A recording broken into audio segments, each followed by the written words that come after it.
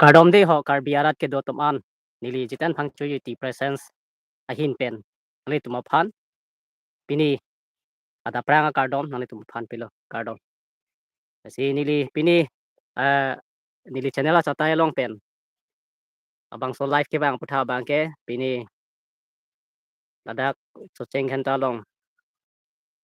pini PHRC tuma meeting ta doji central committee tum pen sara tum an satame wangji la peni tum dak tuan district war baguri presiden la penili APHRC IT share la pen di tujir pu jir piatum an pen tami hadak ini tum pini cetong rapet nang basi la bang so chatai long pen kai ka chi song rap abang pu bang pi la pen na korti la pen injir tum pan tami la bang so chatai pen tum pan pachini lo hadak ini tum cetong nang tum tabang po la pen aku isi bang ke kar bang long rat ke tum pan churu lo ili channel nang kelang atum an korti la pen angjir tum an pan tami nali tum nili phan nang kang hon nang kang jin so pen a jok ili channel long nali tum kai kita nang lang don ver lo nang tum nang lang don ver jok si nili sitame labang so channel non ing tui pon bom la pen thi pon bom lo ta ke nang tum akerap lo ta pen nang tum ong dung tum ning kimi pen pot nili phan a hir jumi anam long tanang hang pc pini nili mithanga puriya la pen nili mithanga korti la pen angjira tum en pen tame chethek long bom lo la pen nili tum ako chitong tholong bom la pen chethek tholong bom lo channel long tan stabili tum chini bom lo la pen birta chi en long bom lo si da kar beng long rat ke do chot la pugali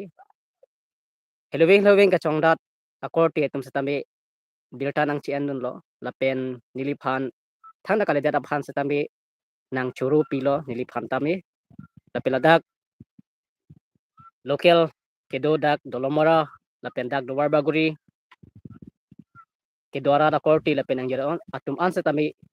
nili phan chiten phang cho phan nang kang hondut la pen nang kang jin sodun pen labang so channel la phan ki the pon bom jia phan la pen lam su se kar biara tum ke thek long bom jia phan se nang pachini dun bom lo la pen nang khan dun bom lo la pen nang lang bom lo la lo se nona bang ke nili nale tum phan ekdom chithan e pin jola pusona ake choro nili nang piun edalo nasi nilina tum phan ko puluma na puji je nin nangli tum phan non nili hin pen nangli tum phan kachuro ge nangkelang dun la pen la ni channel phan naga subscribe dun kaduga be nangalang dun vera tum phan tami nangli tum puthak arnam hir jumi pedona nangli tum somar ke charli long se tami nangli tum long tami la se nangli tum family la pen tum future la pen tum life hang bong tami arnam hir jumi head dum nangli tum ha puthak nang papina la pen nangli tum chet the pading na la pen nangli tum hemari kabu chelong arnam hir jumi plank set sining pen le rv ke jang ason thak la pen lang le kili le ki jun epin ason thak nangli tum long tami hir jumi paduna nangli tum somar arenge the pamana la pen nangli tum somar doctor engineer pamana la pen nangli tum akaya chet he apia po tum satame saru sarhang la son hir jumi achet he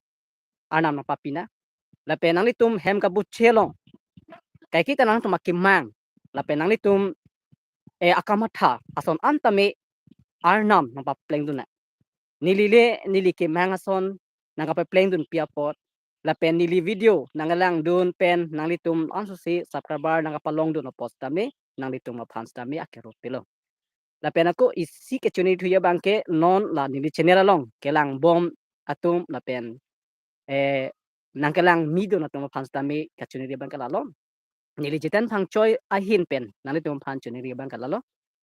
nangli tum nang cherab dun utha nili phan la bangso channel kimilang li pulo te nangli tum ting ni pin pen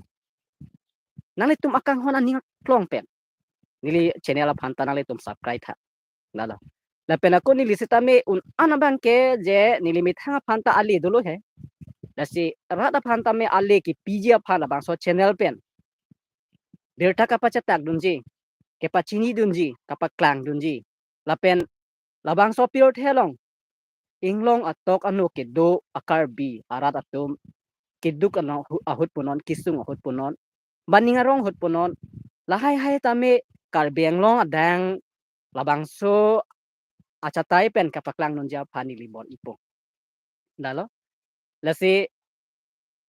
nilinali tuma phan churupik lo labang so niningkang sam ong posi nilinali tuma phan la karbiang long adang ke do karbia tum la pen angtan long ke do karbi la pendak Sunirpur district long ke do karbia tum ana phastame nili chorolo nali tum la Sunirpur district long ke do karbi tum ansitame nili phananga ching hondun pen nili channel a chatai lang olo la pen ang lang dun pik lo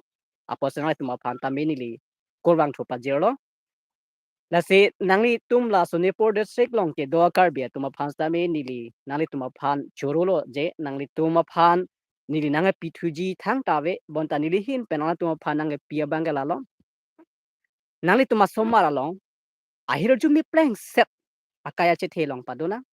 la penala tum ka buche long nangli tuma long arnam kai ki tame lang le kili le ke jun e sona thak la pen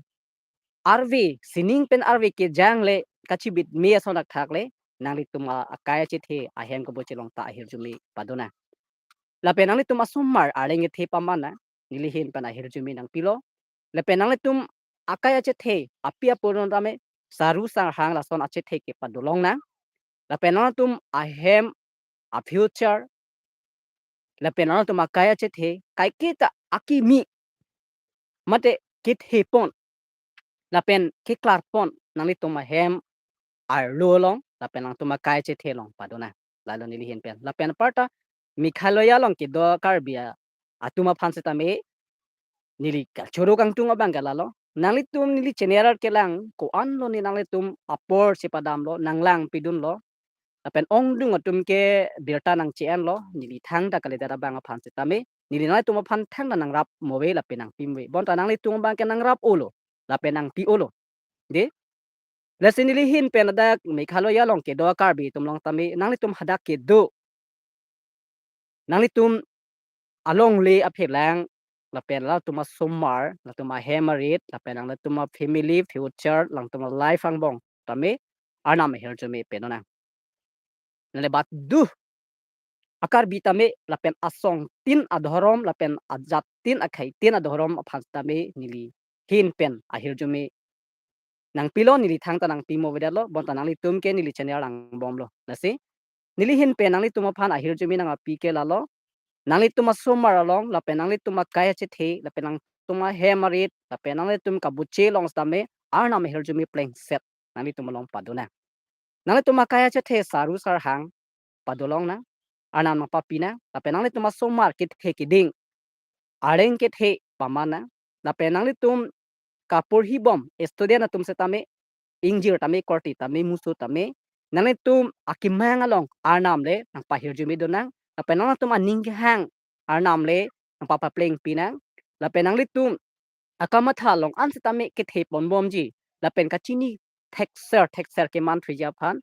inut abang po inut abang pi inut karbia khe phan kachalana thek karbia khaya phan kelang thek mithanga hema phan kachalang thek na mela mithanga hema phan kachapa the thek la poston ahir jumi nangli tumalong anam na papina nalo lapen aku lapu utor borbil lapen aparta akaprek lason dak koson ho bungal potro lapan hala lang parai ke do akar bia tum ana phastami choro lo nali tum adhorom tin hadak akaprek do kar bia tum satami laka dok bia adhorom tin tum phastami nangli tum mithang arnam ahir jumi nali tum kaya che the long la penang tum hemari tang tum sumara long tami ahir jumi plank set paduna lalu nilihin penang tum phan pini labang so chatai long penang tum long life ke bang mate nili ka churu kalbiara tum phan ka churu ke lahalo lalo ase non tami nili tum tami misen lang jo nali tum ahir jumi pena jog ni tum oka pranta misen la le pen nili chola pen nili sumara tum chitami nona matke ana makang hon la pen nangli tum ahir jumi pen nili me phona la pen labang so chener tami nalitum nang kelang dun pen non thepon bom lo la pen la anso se ke the ja phan ta nalitum ma phan labang so kelang milang atum an phan ta mi nang nang saprai dun bom tha la pen ako isi bang ke non labang so cha tai long pen pa chini lo la si kidukisung berta chala ka chipi ja phan nalitum ma phan ta labang so komen long nang pi dun non nalitum ta mi phun lang pulong te labang so nili live ke bang pen nang kelang dun bom pen nalitum yong si ko pina kisung ake boy do kok se tame ni nang rab dun movi te ma se tame arnam herjumi pen ajok kimi ponji ra pen herjumi nang pidun pen kimi ponji phan ke nalitum tame akiduki sung tame komen long tame nang chipachi tame ngalo ngasinili labang so da ka bang ke kapre ka video ke wan apor vedelo athe kam duk pik pen apot hedi kam duk pik pen apot si wang long le delo wan long le delo se nili ke churu kang tung mani ni ning do joy thek thedelo athe nangli tum nang ke rab dun nangli tum nang ke lang dun la pen nangli tum nili phan surprise nang ke pidun ko ani nang nangli tum maninga klong akang hon pen nang chi pidun nang chi paklang dun lo la pen nili phan nang rab dun lo la su pen apot si nili do thek thedat se nangli tum phan karbiang long ra ke do an tum handa ke churu pilo dalo ase nana bang ke ako kijutsia bang kelalo non nilis tami dak mithanga hem abari arai long dak abin si ni kita ani kisu kual omso kisang sila bang so life bang lo dasi non bang so life dam del pote nili e non choran asa bak chupon si nili puthot dak rong mong vialong e kedam jia phan beni pini meeting do sila bang so meeting kidun jia phan si non ita barpo la si abang putin tami hadak chitong thuluna dasi ni tum tami pini dak pu duar baguri pen IT cell bahini tamini tum nang dun po mo hadak lili tum kado ka be central committee tum pen la pen CC committee la pen committee tum pan tame tum chetong lo nang la pen hadak ke ke chisong mong pen tamili tum hadak ako chisong pon ral man lalo nasi pini labang so life malam so ke wang puthak tan ali tum nang kalang tum ana pan tami churolo nasi dak nang kalang dun tum Samson rongpi kardom sar polo la pen mirdan terang minda terang alang listame komenang chipidun jo lasi korte minda terang nangli phanta churolo lasi nangli jumisen pen nili phanda komenang piduna pot la pen adun thu do ulang jo je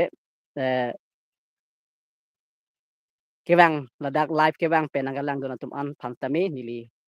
pini labang solam the kachuro lam the lan sinale tum phan pachini thek cholo kardo mo putho chetong sunang de